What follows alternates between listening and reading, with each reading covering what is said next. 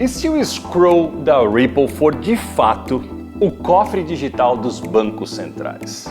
O que seria então do Federal Reserve? Essa pergunta pode parecer exagerada, mas quando você começa a conectar as peças do tabuleiro, a resposta pode mudar tudo que sabemos sobre o sistema financeiro.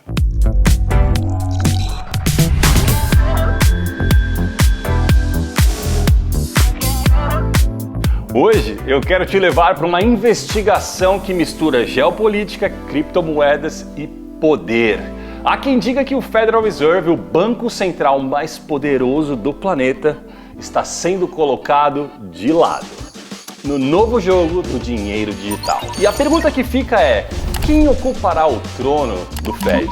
E a resposta que muitos não querem admitir é a Ripple. E para entender isso, nós vamos estudar o famoso escrow, que por definição, escrow significa segurar algo em custódia para outra parte. Vou repetir, escrow significa segurar algo em custódia para outra parte, ou seja, a Ripple não guarda o XRP apenas para si, mas talvez para terceiros, para parceiros estratégicos, e aqui é que a coisa fica interessante. Analistas acreditam que parte desse scroll pode estar reservado para o G7 e G20, os blocos econômicos mais poderosos do mundo. Já vimos isso antes, contratos pré-alocados com empresas como a R3 e investidores como Greg Keely, que recebeu os contratos para estimular o ecossistema Ripple. Esse precedente reforça a narrativa de que parte do scroll atual pode estar pré-alocado para atores muito maiores. Então, por que não imaginar que governos e bancos centrais também estariam nesta lista? E se isso for verdade, o scroll não é apenas um cofre de tokens, é um cofre digital dos bancos centrais. Enquanto isso, nos Estados Unidos existe uma lei em discussão chamada de Anti-CBDC Act, que busca impedir o Federal Reserve de criar um dólar digital. Se essa lei passar, o Fed ficará de fora da economia digital. E se o Fed não pode ser o motor dessa revolução, quem pode?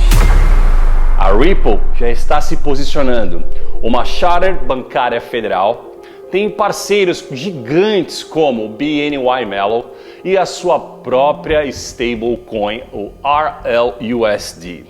E com o scroll em mãos, a Ripple poderia agir como um verdadeiro lender of last reserve, um emprestador de última instância, exatamente o papel que o Fed exerce no sistema atual. Mas você deve estar se perguntando, se é o Fed quem controla a Master Account, não seria simples então negar o acesso da Ripple?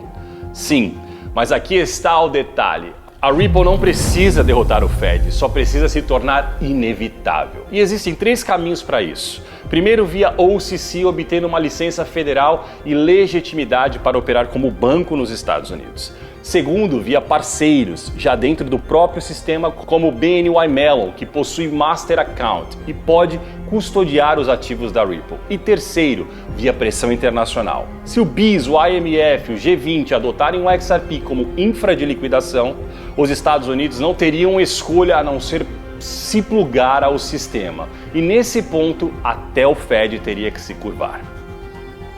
Para você ter ideia do que isso significa, o Fed não é apenas um banco central.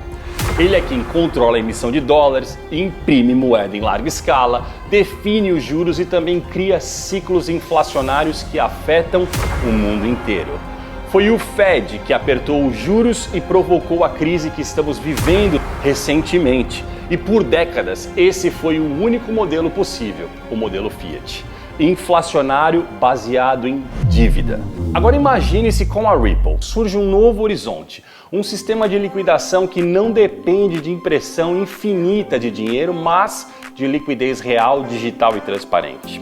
Se isso se consolidar, o preço do XRP jamais será limitado a 3 dólares. Porque nós não estamos falando de um token de especulação, mas da peça central de um novo sistema monetário.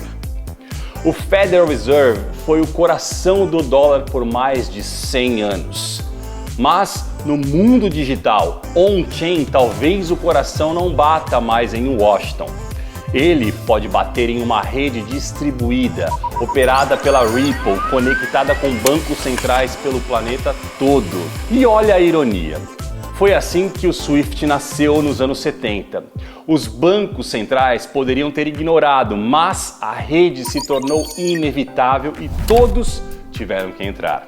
A história pode estar se repetindo, só que agora em larga escala global e digital. Se a Ripple assumir o papel de emprestador de última instância, o Fed não será mais o dono do jogo. Será apenas mais um nó dentro dele. E esse, meu amigo, é o tipo de mudança que redefine a história. E olha só, eu não estou aqui dizendo que isso já aconteceu, prestem atenção, mas as peças estão no tabuleiro e os movimentos são claros. A Ripple não precisa derrotar o Fed, ela só precisa se tornar inevitável. E quando esse momento chegar, lembra que você já ouviu aqui primeiro, ok, família? Então, até a próxima, um abraço do Casa.